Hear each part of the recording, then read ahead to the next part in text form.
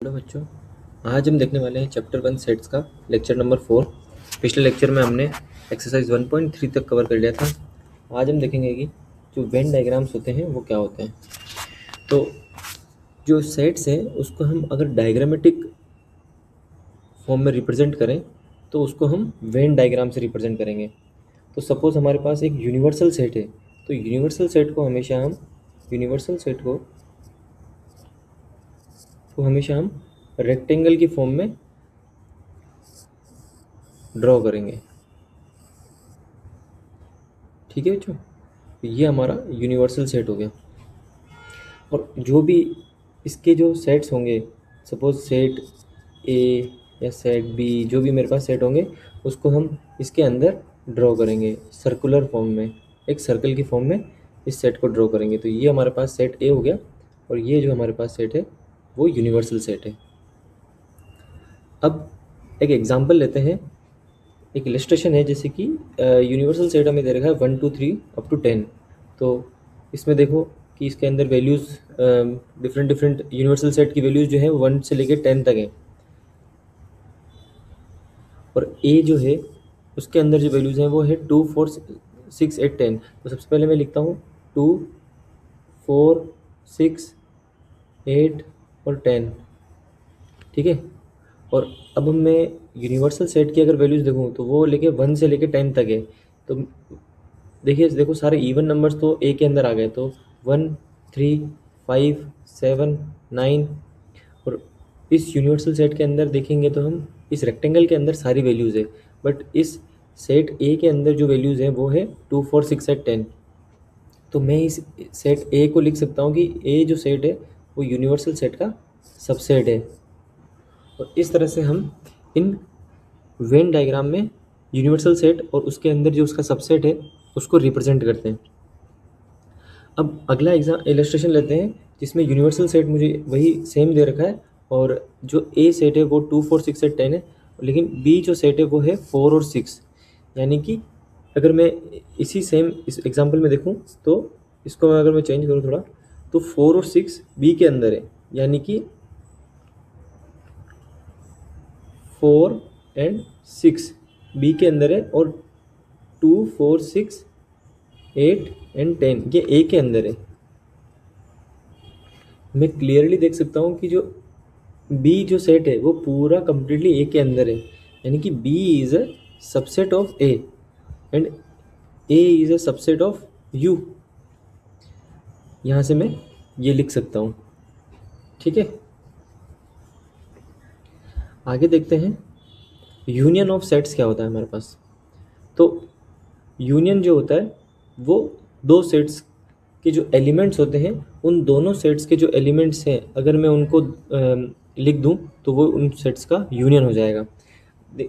इसकी डेफिनेशन देखते हैं। The union of A and B is the set which consist of all the elements of A and all the elements of B. यानी कि ए के अंदर मेरे पास जो भी एलिमेंट्स हैं, और सपोज ए और बी के अंदर मेरे पास कोई भी एलिमेंट है सी एंड डी, तो इन दोनों का जो यूनियन होगा वो होगा, इन दोनों का जो यूनियन होगा उस यूनियन को हम ए यूनियन बी इस फॉर्म में यू के साइन से डिनोट करेंगे। ए यूनियन बी जो हमारे पास होगा वो होगा A B C and D. यानी कि जो वैल्यूज़ ए के अंदर है और जो वैल्यूज़ बी के अंदर है वो सभी वैल्यूज़ को हम ए यूनियन बी के फॉर्म में रिप्रेजेंट करेंगे। एग्जाम्पल लेते हैं, सेट ए दे रखा है 2 4 6 8 एंड बी सेट बी दे रखा है 6 8 10 12। तो फाइंड ए यूनियन बी। तो ए यूनियन बी ये क्या होगा, 2 4 6 8। अब जो वैल्यूज़ कॉमन है उनको हम दो बार नहीं लिखेंगे, तो 6 और 8 कॉमन है, उसके बाद 10 और 12, ये ए यूनियन बी होगा। अगला एग्जांपल लेते हैं, इसमें भी ए यूनियन बी पूछा है और इसमें ये पूछ रहा है, शो करना है हमें कि ए यूनियन बी जो है वो ए के इक्वल है। तो मैं पहले सेट देखता हूँ, ए जो मेरे पास है ए ई आई ओ यू और बी जो है वो ए आई यू है। तो ए यूनियन बी निकालता हूँ मैं इसका। ए यूनियन बी मतलब जो वैल्यूज़ ए के अंदर है और जो वैल्यूज़ बी के अंदर है उन दोनों को मुझे लिखना है। तो मैं देखूँगा कि ए आई जो सेट बी के अंदर वैल्यूज़ हैं ए आई यू, वो तीनों वैल्यूज़ सेट ए के अंदर प्रेजेंट है, तो मैं इसको इस तरह से लिखूंगा कि जो ए यूनियन बी होगा वो ए ई आई ओ यू ही होगा। और मैं यहाँ से क्लियरली देख सकता हूँ कि ये जो है वो सेट ए के इक्वल है, यानी कि ए यूनियन बी जो है वो सेट ए के इक्वल है। और जो सेट बी है उसको मैं कह सकता हूँ कि जो बी के जो जो सारे एलिमेंट्स हैं वो ए के अंदर प्रेजेंट है, तो बी को मैं लिख सकता हूँ कि B is a subset of A. तो यहाँ से मैं एक बात कह सकता हूँ कि अगर ए का सबसेट होगा तो ए यूनियन बी ए के इक्वल होगा, ए यूनियन बी ए के इक्वल होगा। अगर मैं इसको डायग्रामेटिक फॉर्म में देखना चाहूँ तो कुछ इस तरह से देख सकते हैं कि सपोज मेरे पास ये एक यूनिवर्सल सेट है और उसके अंदर दो सेट हैं ए और बी, और अगर बी ए का सबसेट है यानी कि जो बी जो सेट होगा वो पूरा का पूरा ए के अंदर होगा। ठीक है बच्चों, ये जो बी है और ये सेट है ए, तो बी अगर ए का सबसेट होगा, बी अगर ए का सबसेट होगा तो ए यूनियन बी ए का सबसेट है, बी इज सबसेट ऑफ ए, क्योंकि बी के सारे एलिमेंट्स ए के पार्ट हैं। तो ए यूनियन बी यानी कि ए और बी इन दोनों की जो वैल्यूज़ होगी वो ए के इक्वल ही होगी, क्योंकि जो बी के सारे एलिमेंट्स हैं वो ए के अंदर प्रेजेंट है, तो ए यूनियन बी जो है वो ए के इक्वल होगा। ठीक है बच्चों, इसको हटा देते हैं। अगला एग्जाम्पल लेते हैं कि let X equal to Ram Geeta Akbar be the set of students of class 11 who are in school hockey team.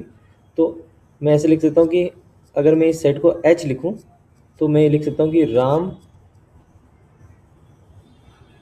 Gita and Akbar, ये जो सेट है वो हॉकी प्लेयर्स का सेट है, हॉकी प्लेयर्स का सेट है। और वाई जो सेट है Geeta David Ashok be the set of students from class 11 who are in the school football team. तो अगर मैं इसको एफ से रिप्रेजेंट करूँ यानी कि फुटबॉल टीम के जो स्टूडेंट्स हैं वो हैं गीता, डेविड और अशोक, ये हैं फुटबॉल प्लेयर्स। तो इसमें पूछा है कि find X union Y and interpret the set. तो एक्स यूनियन वाई यानी कि यही मेरे पास सेट एक्स है और ये सेट वाई है, तो एक्स यूनियन वाई होगा राम गीता अकबर, और गीता यहाँ दोबारा है तो मैंने यहाँ लिख दिया है। ठीक है, इसके बाद डेविड एंड अशोक। और इस सेट को मैं इंटरप्रेट इस तरह से करूँगा कि X union Y is the set of all the students who are in school's cricket and not cricket, hockey and football team.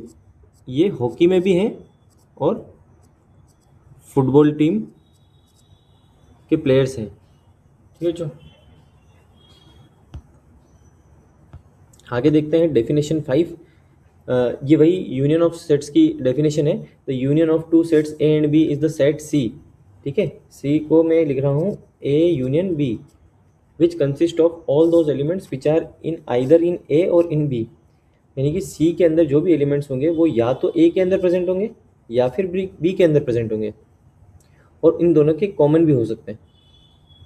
In symbols we write A union B equals to X such that X belongs to A or X belongs to be. यहाँ पर ध्यान देना, ये word जो है वो और है, यानी कि या तो वो एक्स ए से बिलोंग करेगा या एक्स बी से बिलोंग करेगा। यानी कि ए यूनियन बी का अगर कोई एलिमेंट एक्स है, एक्स एलिमेंट है, तो वो एक्स जो है वो either it belongs to A और बी और बोथ, या वो दोनों से बिलोंग कर सकता है। ठीक है, कुछ प्रॉपर्टीज़ हैं इसकी यूनियन, ऑपरेशन ऑफ यूनियन, यानी कि यूनियन का यूज़ करके मैं अलग अलग जो ऑपरेशन कर सकता हूँ उनकी कुछ प्रॉपर्टीज़ हैं, उनको देखते हैं। सबसे पहले है A union B, A union B is equals to B union A. अब इसको मैं अगर डायग्राम के फॉर्म में देखूं तो ये ए सेट ए है और ये सेट बी है। तो यहाँ से मैं देखूंगा कि जो वैल्यूज़ ए की वैल्यूज़ हैं और ए यूनियन बी और ए और जो बी की यूनियन है उसको मैं इस तरह से रिप्रेजेंट करूँगा। तो ए यूनियन बी जो है वो बी यूनियन ए के इक्वल होगा। इसको हम कम्यूटेटिव लॉ बोलेंगे। ठीक है। सेकंड जो प्रॉपर्टी है वो है A union B union C is equals to A union B union C, यानी कि एसोसिएटिव लॉ। एसोसिएटिव लॉ में क्या हुआ, सबसे पहले मैंने पहले दो का जोड़ा बनाया, उसका तीसरे के साथ यूनियन लिया, और इसके बाद इसमें पीछे वाले दो का जोड़ा बनाया और उसका पहले के साथ यूनियन लिया। तो अगर मैं इसको डायग्राम की फॉर्म में देखूं तो ये है A union B, A union B, यानी कि ये सारी वैल्यूज़ ए यूनियन बी का यूनियन सी के साथ, यानी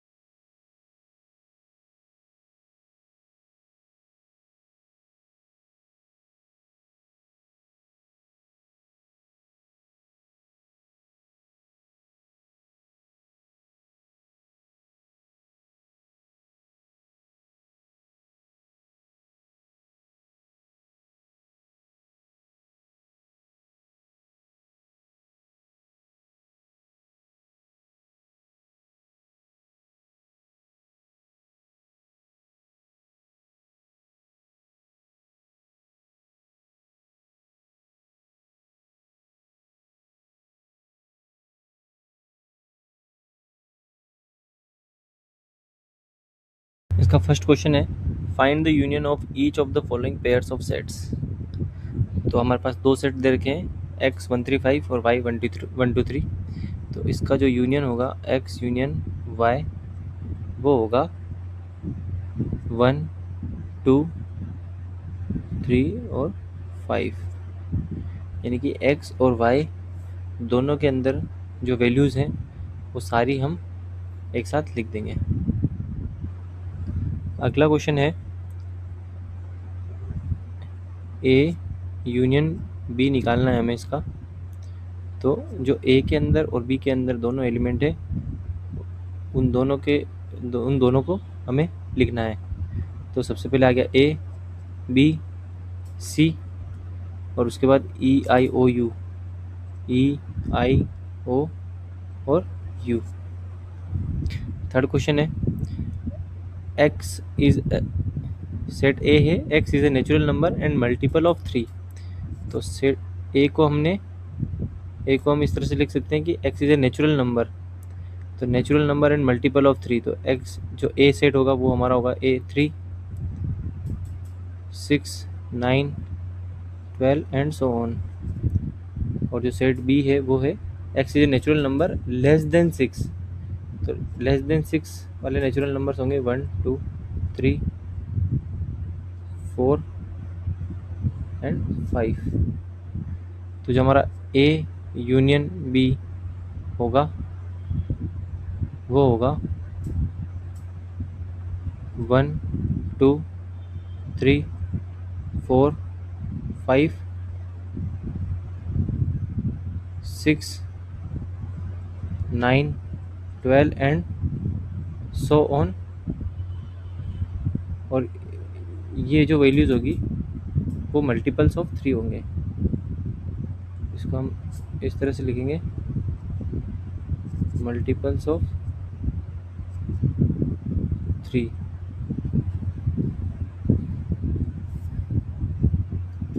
या फिर इसको हम इस तरह से भी लिख सकते हैं कि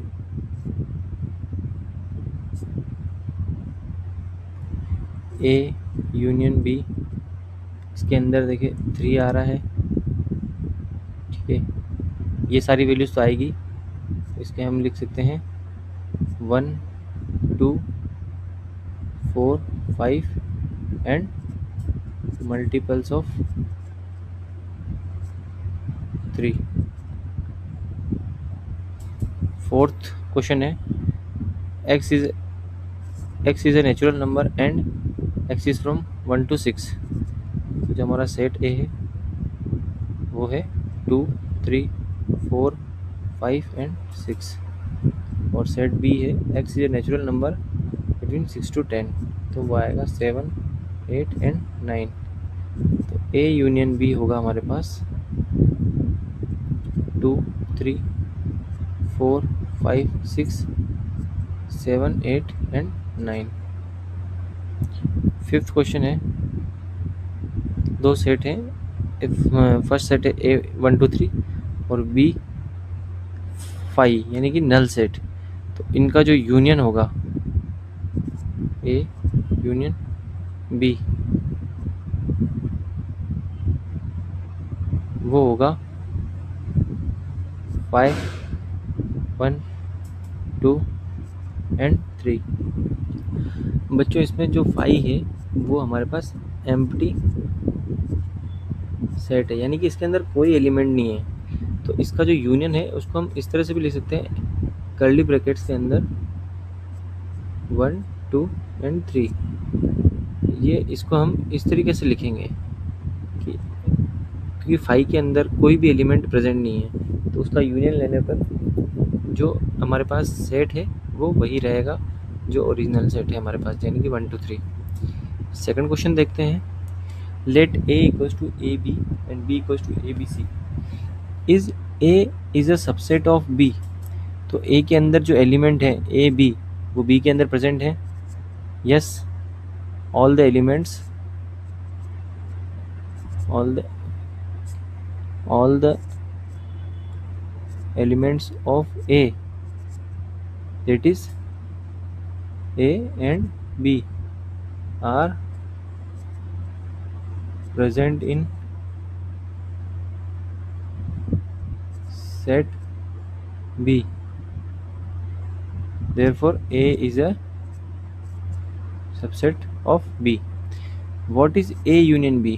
तो हमसे A union B पूछा है, तो A union B होगा A B C यानी कि B। ठीक है, थर्ड क्वेश्चन देखते हैं। If A and B are two sets such that A is a subset of B, then what is A union B? अभी जैसे जो पिछला क्वेश्चन था, सेकंड क्वेश्चन, उसी में हमने देखा था कि जो A है अगर वो B का सबसेट होगा, if A is a subset of B, then A union B।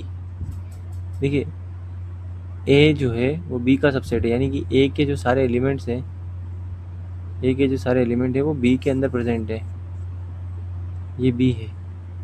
तो A देखिए A is a subset of B, then what is A union B? तो वो होगा, देखिए ये A है और इसके जो बाहर है वो B है, क्योंकि ये पूरा ही B है, तो इसका जो यूनियन होगा वो B होगा। फोर्थ क्वेश्चन है, if A equal to 1 2 3 4 and B equal to 3 4 5 6, C equal to ये, D इक्वल टू ये, फाइंड A यूनियन B। ठीक है, A यूनियन B निकालेंगे हम, वो होगा 1 2 3 4 5 एंड 6।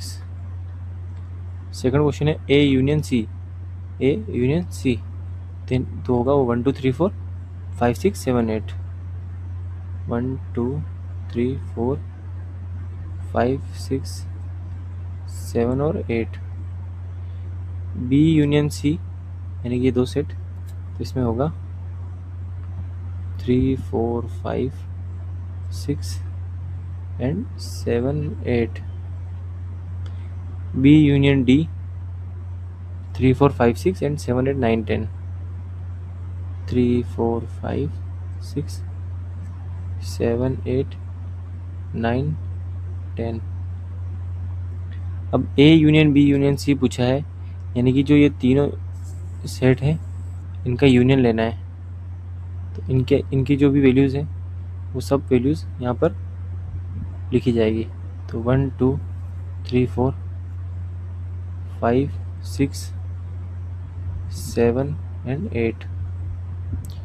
अब A B और D का यूनियन लेना है, तो वो होगा 1 2 3 4, फिर B 5 6 और फिर D 7 8 9 एंड 10। अगला है B C D, B union C union D, वो होगा 3 4 5 6 7 8 9 एंड 10। ठीक है बच्चों, अगला क्वेश्चन देखते हैं। Find the intersection of each pair of sets of question 1 above. Question number 1 देखते हैं, और इसमें हमें जो जहाँ पर यूनियन फाइंड करना था, हमने पिछली बार यूनियन फाइंड किया था, अब हमें इसके अंदर इंटरसेक्शन निकालना है। तो मैं सबसे पहले इन सबको हटा देता हूँ, ये शायद यहाँ पे मैंने थर्ड क्वेश्चन में ए और बी सेट निकाल रखा है, तो इसमें इसको ऐसे रहने देता हूँ।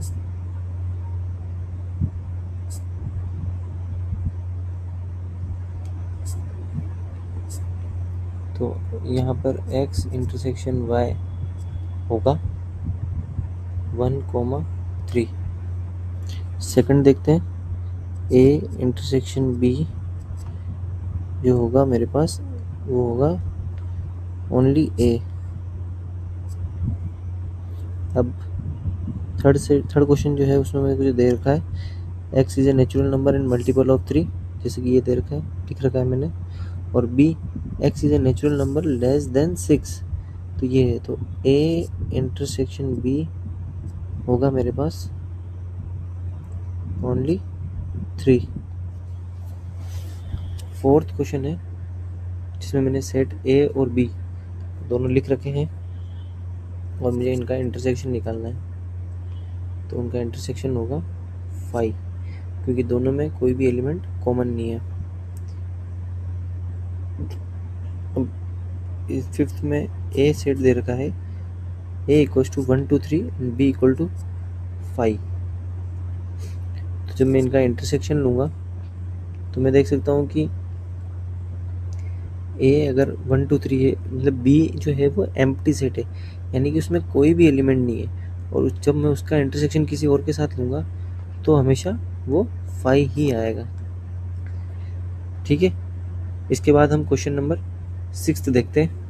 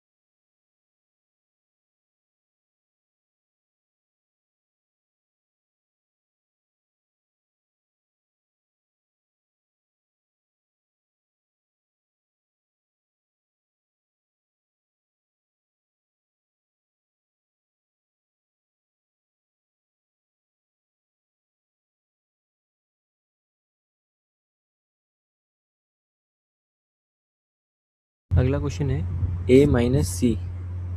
तो इसमें भी मैं देखूंगा कि आपके लिए एक डायग्रामेटिकली रिप्रेजेंट करके मैं एक बार बता देता हूँ कि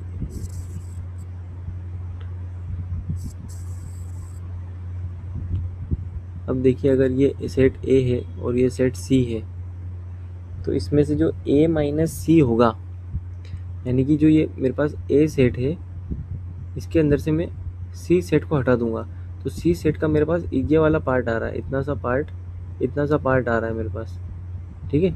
इतना सा पार्ट जो है वो मेरे पास आ रहा है, तो मैं इसको हटा दूंगा, तो मेरे पास जो बचेगा A सेट का पार्ट, वो ये पार्ट बचेगा। अब इसको मैं अगर ऐसे देखूं, तो जो A के अंदर वैल्यूज़ हैं वो सारी होगी, बट A और C की जो कॉमन वैल्यूज़ है वो नहीं होगी। तो जब मैं इसका आंसर लिखूंगा तो वो कुछ इस तरह से लिखूंगा कि A की सारी वैल्यूज़ होनी चाहिए, बट जो A और C के अंदर जो कॉमन वैल्यूज़ हैं वो नहीं आएगी। तो इन दोनों के अंदर सबसे पहले मैं कॉमन वैल्यूज़ को हटा लेता हूँ। तो 2 4 6 8 10 12, देखिए 12 इसमें भी है और 12 इसमें भी है, देन 14 एंड 16। तो इसके बाद 12 हमारा हट जाएगा, तो बाकी का जो है वो आंसर होगा 3 6 9 15 18 एंड 21।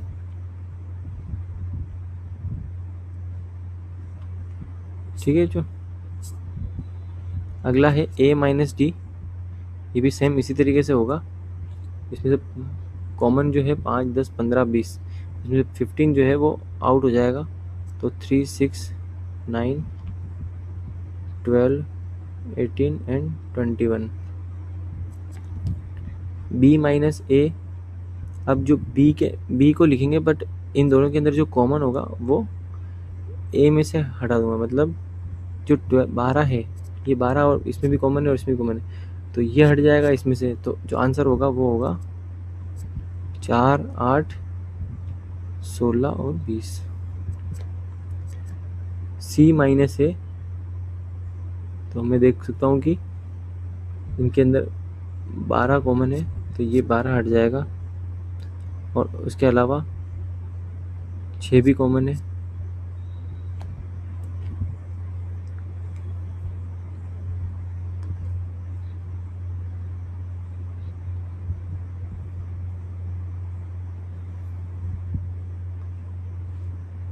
C माइनस ए का आंसर जो होगा वो होगा 2 4 8 10 14 और 16। इस सेकंड वाले पार्ट में A माइनस सी के अंदर देख सकते हैं हम कि C के अंदर भी 6 है और A के अंदर भी 6 है, तो यहाँ से 6 भी हट जाएगा, तो ये 6 नहीं आएगा, तो इस 6 को मैं इरेज कर देता हूँ। ठीक है, आगे देखते हैं D माइनस ए में 5 10 15 20। अब इसमें से मैं A के अंदर 15 है, तो मैं 15 हटा के बाकी वैल्यूज़ लिख दूंगा, 5 10 और 20। अगला है B माइनस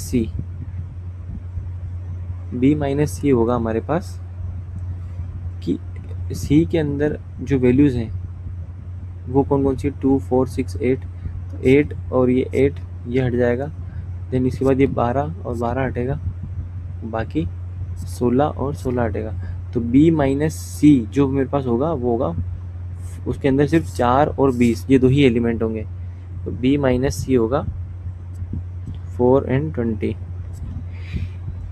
बच्चों इसी तरह आप B minus D, C minus D और ये बाकी के सेट्स का डिफरेंस निकाल सकते हैं, तो इसका आप होमवर्क में करना। ये बाकी जो भी सेट्स हैं इन सबको आप होमवर्क में करना और इनके आंसर जो है कमेंट बॉक्स में लिखना। अगला जो क्वेश्चन है वो है 10th। If x equal to A B C D and y equal to F B D G, find x minus Y. तो सबसे पहले मैं y के जो एलिमेंट्स हैं उनमें a को कौन कौन से कॉमन है, तो b ये b इससे कटेगा और d चला जाएगा, तो जो x माइनस वाई है वो होंगे A, C। ऐसे ही जो y-x हैं वो होंगे, इससे B और D हटेगा तो वही होंगे F, G।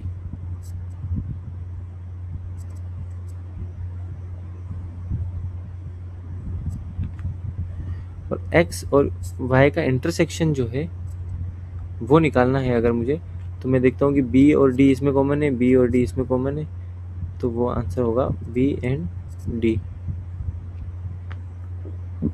अगला क्वेश्चन है 11th question, if R is the set of real numbers. तो R जो है वो मेरे पास सभी से रियल नंबर्स का एक सेट है, and Q is the set of rational numbers. R जो है वो सभी रियल नंबर्स का एक सेट है, रियल नंबर्स। और Q जो है वो है रैशनल नंबर्स का सेट है। Then what is R minus Q, यानी कि जो रियल नंबर्स है अगर उसमें से मैं सारे रैशनल नंबर्स हटा दूँ तो उनके पास जो बचेगा वो होगा इर्रेशनल नंबर्स का सेट, और उसको हम डिनोट करते हैं T से। तो ये इसका आंसर होगा। अगला क्वेश्चन है 12th क्वेश्चन, वो हम देखते हैं, state whether each of the following statement is true or false then justify the answer. तो सबसे पहले है हमारे पास दो सेट्स हैं 2, 3, 4, 5 एंड 3, 6 आर डिसजॉइंट सेट्स। तो क्या ये स्टेटमेंट ट्रू है या फॉल्स है? तो मैं देख सकता हूँ कि दोनों के अंदर जो एलिमेंट 3 है वो कॉमन है, तो हाँ ये सेट्स डिसजॉइंट सेट्स नहीं है। तो इसको हम लिखेंगे they are not disjoint sets. अगला क्वेश्चन है, इसमें हम देख सकते हैं ए और ए कॉमन है, तो मैं इसमें भी सेम लिखूंगा कि they are not disjoint sets.